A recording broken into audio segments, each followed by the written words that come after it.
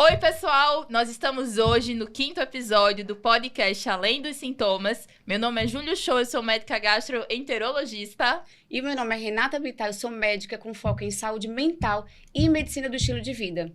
E eu queria fazer uma pergunta para você. Você já foi ao banheiro e viu sangue nas fezes e ficou extremamente preocupado com medo de ser algo grave? Nossa, Renata, isso é muito comum e as pessoas realmente ficam bastante angustiadas. E às vezes elas ignoram esse sinal. Eu vi, mas deixei pra lá. E às vezes pode estar passando batido algo grave. E para abrilhantar esse episódio, nós temos um convidado hoje que é proctologista, o Dr. Luiz Salvador. Ele que é formado pela UFAL, tem mestrado pela Universidade de Lisboa e tem atuação em laser cirurgia da Procto Academy e Procto Innovator. Dr. Luiz, nós vamos começar aqui com o básico. Ver sangue nas fezes é sempre motivo de preocupação? Bom dia, pessoal. Agradeço o convite, agradeço a oportunidade de a gente poder falar de um tema tão sensível, mas ao mesmo tempo tão comum, tão frequente, que é a presença desse sintoma, sangramento nas fezes. Aí você me pergunta, é motivo de preocupação?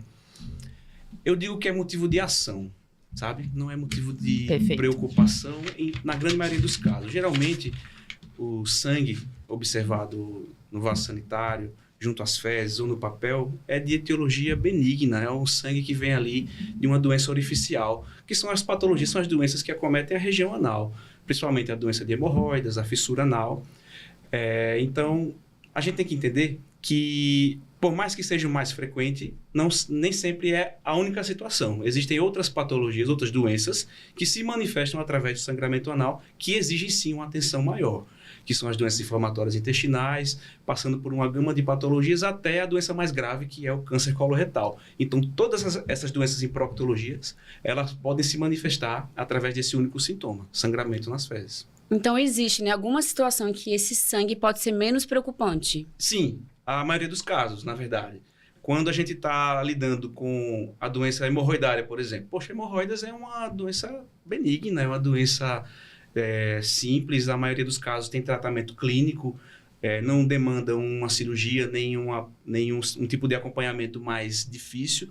Uma consulta, uma avaliação, uma medicação, está resolvido. Mas não é sempre a maioria dos casos, não é todo mundo assim desse jeito. Entendi.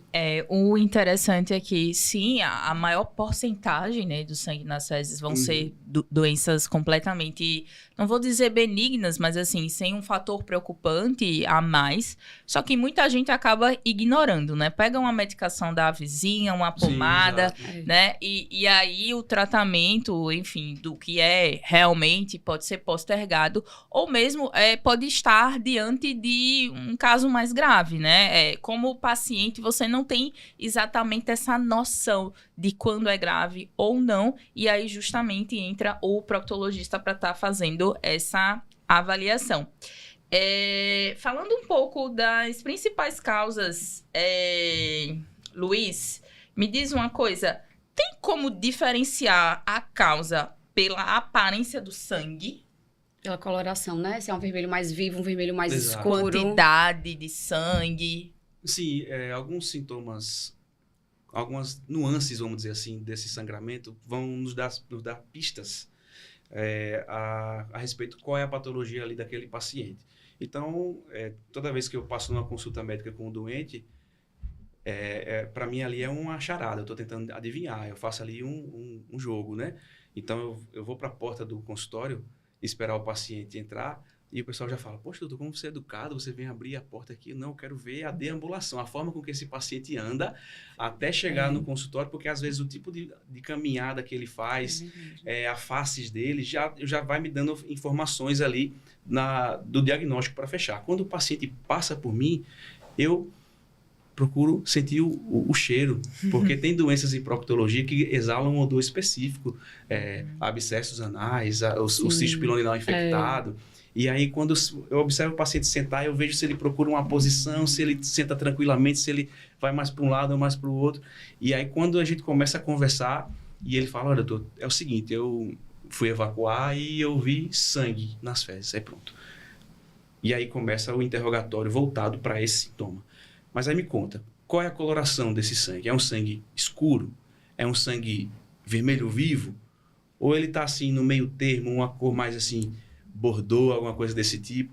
Aí o paciente ele vai e começa a falar, não, é um sangue vermelho vivo, em grande quantidade, chega a pingar na água do sanitário, não, é pequena quantidade, só observo mesmo quando eu encosto o papel ali no ânus e quando eu olho tem ali aquela bolinha de sangue e aí eu já consigo identificar mais ou menos o que pode ser. E quando chega na hora do exame físico, aí a gente vai e mata a charada, né? Na maioria dos casos, é uma questão que está ali na região orificial.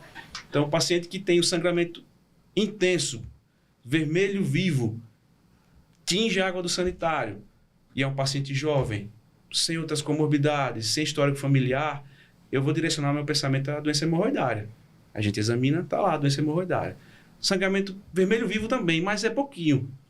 Ou eu vejo no papel quando encosto no ânus, ou o paciente ele vê uma tirinha de cocô, uma tirinha de sangue ao lado das fezes, como se tivesse sido marcado com uma canetinha vermelha.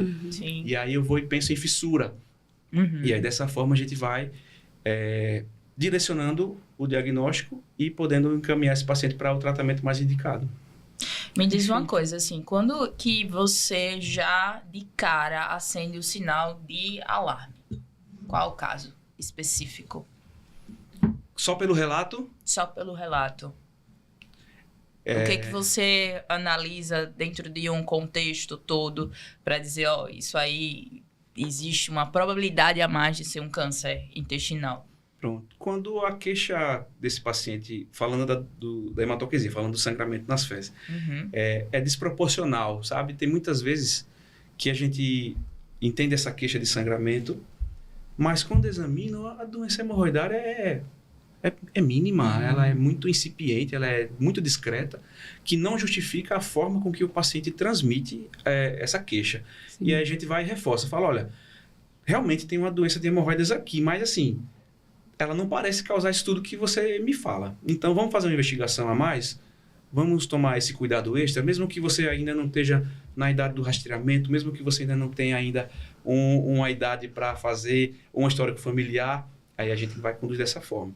Então, tem que ter essa ideia da proporção da queixa com a apresentação clínica, com o que a gente vê na hora de examinar, e outros sintomas associados. O paciente diz que sangra, diz que perdeu peso em grande quantidade, pouco tempo, não está usando canetinha, não está fazendo dieta. Na família dele, 2, 3 gerações atrás, ou na geração atual, tem casos de doenças oncológicas, tem câncer aí envolvido. Então, a gente tem que pensar nessa possibilidade não como algo remoto, mas como algo que deve ser descartado. Às vezes mesmo também, Luiz, um pólipo intestinal, né, pode sangrar, pode ser uma lesão pré-cancerígena. Exato. E até importante, pessoal, pessoas que deram pólipo na colonoscopia, a depender do tamanho, do tipo, elas precisam entrar em um programa de vigilância através de colonoscopias seriadas. Eu tive uma paciente recente, Luiz, que ela tinha feito uma colonoscopia há uns 2 anos atrás, tirou um pólipo, era de uma característica, assim, de um potencial de se transformar em uma coisa mais grave. E a gente teve que antecipar um pouco o rastreio dela, apesar de, pela literatura, ser daqui 2 anos, porque ela tinha uma dor abdominal e uma anemia meio interrogada, estranha. E a gente detectou que ela estava com câncer coloretal, né? Uma coisa que às vezes a gente tem que estar com o radar um pouco alerta, mesmo que, assim, pela literatura médica a gente tenha aquele tempo de rastreio, de vigilância, nem sempre todo mundo segue aquele padrão, né? Sim, é verdade. E entender também que a principal forma de rastreamento hoje, que é a colonoscopia, ela é um exame examinador dependente, né? Então, bem, né? Diferente do hemograma, você vai, colhe o sangue e o resultado vai sair. E o exame examinador dependente é como você escolher o médico assistente para você. Poxa, eu vou na doutora Júlia porque eu tenho uma referência dela, eu sei que ela acompanha bem os pacientes e eu vou escolher ela, vai ser minha gastro. Então, da mesma forma, a gente tem que ter esse cuidado com o médico que vai fazer a nossa colonoscopia. Vou marcar no exame qualquer, numa clínica qualquer, não sei, não fiz referência nenhuma, é o que o plano aceita e tal. poxa, quem é o colega que vai, quem é o médico que vai fazer esse meu exame, né? Então, isso é importante. Tem até fatores preditores de qualidade, né, da colonoscopia, o tempo, Exato. né? A colonoscopia, ela tem critérios de qualidade a serem cumpridos para a gente poder dizer que foi um exame bem feito. Então, começa pelo preparo intestinal. Então, o preparo tem que estar bom para o intestino estar limpinho. Ó, tem resíduo de fezes. Poxa, o que garante que atrás daquele cocô não tem ali um pólipo que eu não estou conseguindo ver? Não viu. Então, Exato. chegar até o seco, dependendo da doença, até o ilho terminal. Então, se o meu exame não alcança essa porção do intestino, ficaram áreas sem serem observadas. O tempo de retirada tem que ser um tempo, pelo menos, de 6 minutos. Então, eu cheguei na parte final do intestino grosso, está lá no seco, no ilho terminal, começo a tirar meu aparelho de colonoscopia, visualizando as estruturas, procurando por lesões, e esse tempo ele precisa ser longo para eu ver com cuidado. Os pólipos, eles são identificados, eles têm 4 milímetros, Muito 5 pequeno, milímetros, entendeu? Então, isso tem que ser feito com muito cuidado, removendo lentamente o aparelho de colonoscopia e procurando essas lesões. Então, é chegar e puxar fora, esse exame não vai ter qualidade e a possibilidade de passarem lesões sem perceber é muito alta. Então, assim, reforçando tudo isso, que o sangramento através das fezes pode ser algo muito simples, mas às vezes pode ser o início de um câncer coloretal, né, que ali está se manifestando. E lembrando sobre essa questão do rastreamento através da colonoscopia, que às vezes quando o câncer coloretal vai dar sintoma, né, já está um pouco avançado, digamos assim. Às vezes quando ele vai dar um sangue nas fezes, vai dar uma dor abdominal mais persistente, uma anemia, já se passaram aí 5, 10 anos, né, sem o diagnóstico. E a colonoscopia precoce, né, o exame de prevenção, ele pode estar favorecendo isso aí. Só para reforçar, né? Nem todo sangue nas fezes é câncer, mas o câncer ele pode começar com sangue nas fezes. Então, né, tem que juntar com tudo isso que você falou sobre os sinais de alarme, para a gente poder juntar, avaliar. E aí, esse contexto do comprometimento sistêmico, né, perda de peso, febre, outras queixas associadas, já acendem esse alerta, né? Porque eu estava pensando aqui, que era o que eu queria te perguntar. Quando, assim, realmente o paciente tem que procurar uma assistência em relação a isso? Qualquer sintoma, né? Então, sangue, tem um pouquinho de sangue, ele já tem que... Exatamente. Não é normal, sob hipótese alguma, ver qualquer quantidade de sangue nas fezes. Nem pouco, nem muito, nem em forma esporádica, nem em forma recorrente. Então, aconteceu, precisa passar no médico especialista para ter a avaliação e ficar tranquilo, porque a maioria dos casos são tranquilos de resolver. Sim. Mas a possibilidade de passar um diagnóstico mais grave sem perceber é real. E então não dê chance para o azar, né? Então não deixe isso passar não, procura sim, só para tranquilizar o coração e seguir em frente à vida normal. E falando um pouco dessa questão de investigação, às vezes o paciente chega, não vou fazer colonoscopia porque o exame é muito chato, o exame que tem um preparo intestinal ruim, que eu vou ficar tendo diarreia, e pede para fazer um sangue oculto nas fezes. Quando que você indica? Em quais situações você diz, não, é colonoscopia mesmo? Tá certo, olha só. Qual é o melhor exame de rastreamento? É aquele que o paciente topa fazer. Então, muitas vezes, a gente tem a intenção de impor a colonoscopia para os pacientes. Eu entendo hoje que é o melhor exame, e quando chegar o momento, quem vai fazer sou eu. Mas tem pacientes que não querem fazer, então tudo bem, olha só. A gente tem que fazer uma rotina aqui, você vai fazer o exame de sangue oculto. O exame de sangue oculto tem especificações, tem forma de fazer. E se deu positivo, meu amigo, aí não tem conversa não, você tem que fazer a colonoscopia. O exame de sangue oculto nas fezes mais antigo, chamava-se guaico. Ele nem existe mais hoje em dia, acredito eu. Que era uma reação química que se fazia jogando água oxigenada nas fezes. E se tivesse ali hemácia, hemoglobina, e haveria uma reação com a peroxidase e ia borbulhar. Uhum. E aí, poxa, beleza, então tá aqui. Tá aqui o cocô, vou jogar água oxigenada. Se fizer espuminha, sangue oculto positivo. Certo? Mas não era um sangue específico humano. Então, se houvesse ali ingestão de carne animal talvez desse um falso positivo. Alguns vegetais davam falso positivo. E o paciente que usava, por exemplo, vitamina C, quebrava o grupo M, quando fazia a reação, não borbulhava. Então, a gente tinha um exame limitado com muito falso positivo e falso negativo. E aí surgiu o FIT, que é o imunoquímico, que é uma forma de conduzir esse exame que é específico para o sangue humano. Ele é direcionado para o sangue humano. E aí a gente consegue fazer todo ano o exame FIT. Pesquise se o exame de sangue oculto é do tipo FIT, para fazer todo ano. Deu negativo, beleza, espera, pode fazer depois. Pode fazer depois. Deu positivo, agora está na hora, tem que fazer a colonoscopia. Não pode deixar de fazer. Você pode correr um risco de deixar passar pequenas lesões não sangrantes. Sim. Então, nem todo pólipo sangra. E os pólipos que não sangram, eles não vão positivar o sangue oculto. E eu já tive pacientes que têm câncer de intestino, foram operados e nunca sangraram. Sim. Não é obrigatório. Não é Na medicina nem sempre, nem nunca, né? E aí, por fim, a gente tem um FIT, que é o FIT DNA, que além de ser imunoquímico, direcionado para a hemácia humana, ele consegue analisar alguns marcadores tumorais específicos, Carras, PIK3CA, algumas coisas desse tipo. E aí a gente consegue fazer uma vez a cada 3 anos. E da mesma forma, deu positivo, tem que fazer colonoscopia. E vamos falar um pouquinho, né, das idades, né? Quando que você deve começar a fazer a sua colonoscopia? Se precisa ter algum sintoma? Quem tem parente de primeiro grau que já teve câncer coloretal, aí abaixo de 45 anos, será que precisa fazer antes? Como é que você indica, como é que você orienta os seus pacientes na prática, Luiz? Então, tem uma forma bem tranquila de direcionar esse tipo de cálculo, porque assim, olha, não tem histórico familiar, não tem sintoma nenhum, 45 anos. Então, é o paciente padrão. Eu tenho meu avô teve câncer coloretal. Qual a idade dele? Se já era mais de 60 anos, então o câncer dele foi risco habitual. Nada que fosse assim, uma síndrome genética, nem algo mais específico. Então, você vai fazer com 45 anos.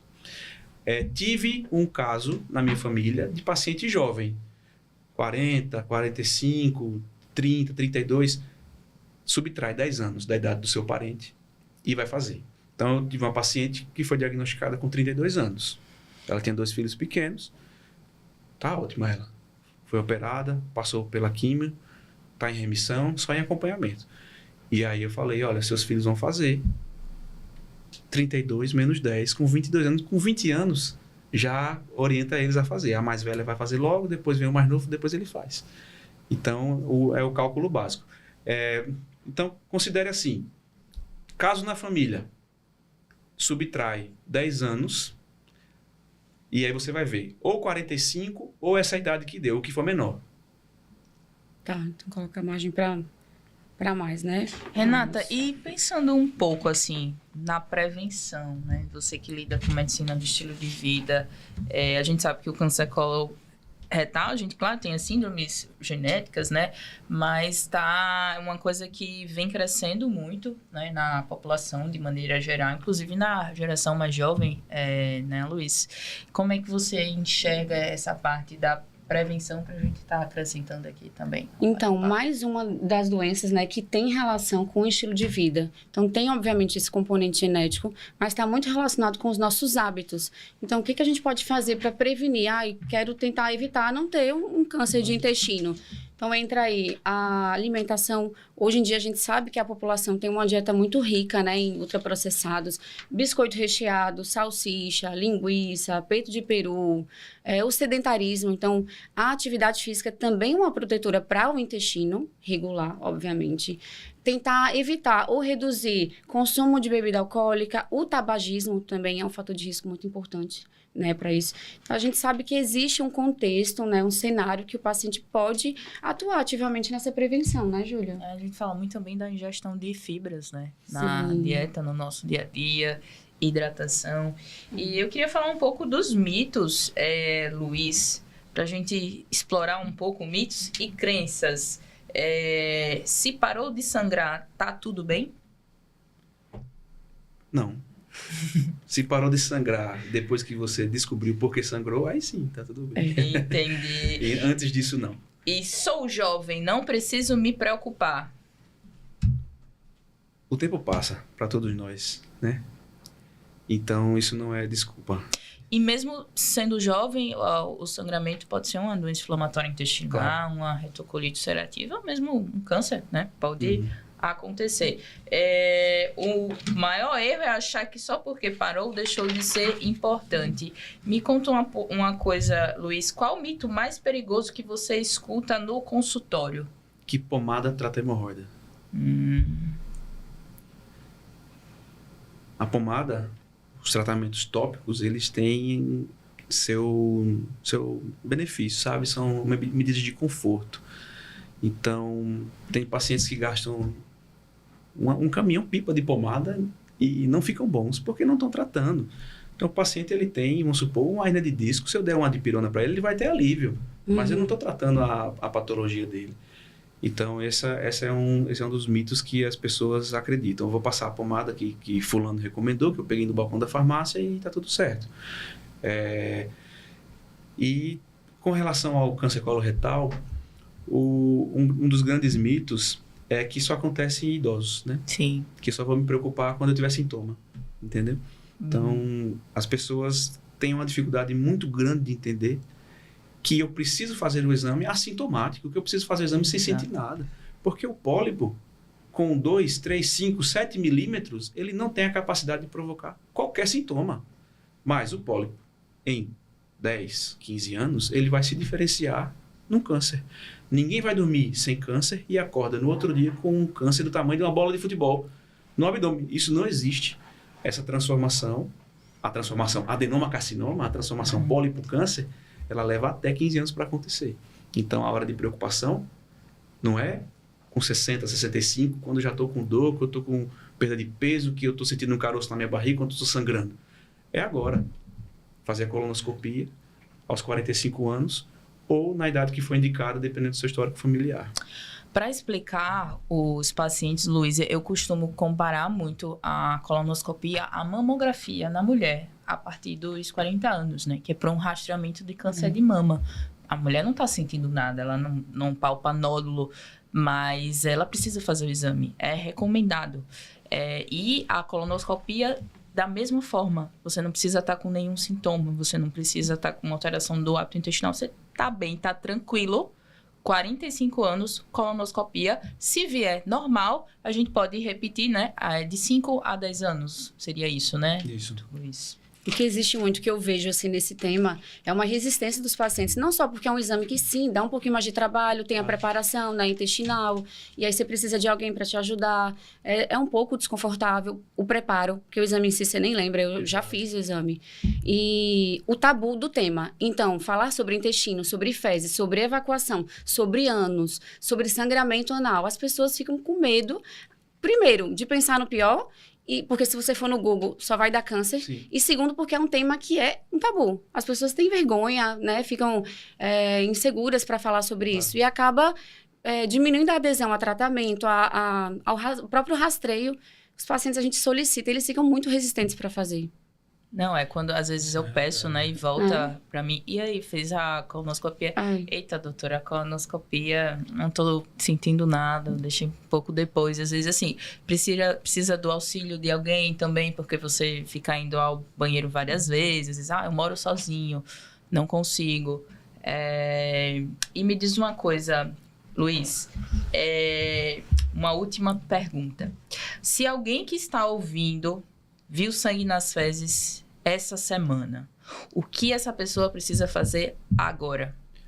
Agenda consulta com o proctologista, não deixa de fazer essa avaliação, passa no consultório, vamos examinar e tratar, né, da melhor maneira possível, direcionar o tratamento à sua necessidade e, superando isso, siga sua vida em frente. Não deixe o sintoma passar, porque muitas vezes essa queixa ela é recorrente, e ela dura 1, 2, 3 dias, depois desaparece, você acha que ficou bom. E aí passam alguns meses, acontece a mesma coisa de novo, e assim fica repetindo. E aí a pergunta é até quando, né? Até quando você vai esperar? vai esperar o cu cair da bunda para correr atrás do seu proctologista. Então, corra atrás, não deixa de procurar seu médico. E outra coisa que eu queria perguntar, que é algo até muito atual. A gente tem visto casos, né, mais casos de pessoas jovens. Eu queria entender o que está acontecendo com o intestino dessa geração mais nova. Então, eu digo assim, eu tenho uma teoria. Eu acho que na história nada mais é inédito. Tudo já aconteceu. Eu estava vendo recentemente um livro, um trecho de um livro, que na Roma Antiga, quando chegava ali por volta dos 50, 55, 60 anos, muitas pessoas começavam a ter transtornos psicóticos, casos assim, de esquizofrenia tal, e isso era considerado normal na sociedade da época. E muitos anos depois se descobriu que a causa era que o encanamento da cidade de Roma era de chumbo. E a intoxicação por chumbo, o plumbismo, gera manifestações esquizofreniformes, transtornos psicóticos e por aí vai. Então, estava relacionado ao ambiente. As pessoas estavam bebendo aquela água ali diariamente, estavam totalmente alheias àquela informação e muito tempo depois houve esse esclarecimento. E eu acredito que a gente, hoje em dia, está exposto a carcinogênicos que a gente sabe e que a gente não sabe e que a gente vai descobrir mais para frente. Você falou muito bem, poxa, a alimentação, a gente está aí exposto a ultraprocessados, biscoito recheado, a gente joga fora o biscoito porque ele ficou mole. Não é porque ele mofou. Ele não mofa, ele não estraga aquilo ali. Verdade. Ele não apodrece. A gente joga porque ele ficou mole. E a gente vai e descarta. Aí tem o conservantes diversos que estão presentes nos nossos alimentos. Enfim, são fatores epigenéticos, né? Estão no ambiente, mas a partir do momento que entram em contato com o nosso organismo, vão ali gerar transformações na nossa cadeia celular e vão gerar manifestações diversas. Qualquer patologia, e falando especificamente do câncer coloretal. Então, a minha concepção, o que eu acredito na minha teoria, é que está relacionado ao ambiente, né? Ao tipo e a variedade e a intensidade de carcinogênicos que a gente tem sido exposto hoje em dia. Doutor Luiz, a gente queria agradecer pela excelente explanação, pelo seu tempo. Me diz como que as pessoas te acham nas redes, né, no Instagram, se tu tem YouTube, me conta. Quem estiver procurando, me acha no Instagram, sem dificuldade, dr.salvador.proctologista, né? dr.salvador.proctologista. Então, ali a gente vai abordar temas comuns da proctologia, incluindo câncer coloretal, as doenças orificiais, com a linguagem acessível, de forma bem descontraída, justamente para gerar esse tipo de reconhecimento e que o paciente se sinta à vontade para procurar esse tipo de atendimento. Realmente é um tema sensível, é uma região da sua intimidade, mas é uma região que todo mundo tem, todo mundo usa diariamente, e um hábito intestinal, uma saúde intestinal faz toda a diferença, né? Então, eu fui recebido aqui por vocês com um sorriso no rosto, tenho certeza que todo mundo fez cocô hoje de manhã. Então, lá embaixo na recepção tem uma pessoa ali mais enfesada. Então eu falei, essa aqui não fez cocô hoje não, então tá enfesada, tá cheia de fezes. Então, me acha lá nas redes sociais, tem o contato também do meu assistente, que é o 996328384, para agendamento de consultas e exame de colonoscopia. E o YouTube eu tenho também, mas o canal ele tá meio apagado por conta de outros projetos. Sim. Que a gente está desenvolvendo, mas depois a gente vai retomar, com certeza. Obrigada. Obrigada, viu, pela sua participação, foi maravilhoso. Imagina, eu que agradeço. E você que assistiu esse episódio, não deixa de curtir, compartilhar, seguir a gente nas redes sociais, além dos sintomas.podcast, e enviar para todo mundo que alguma vez já teve sangue nas fezes.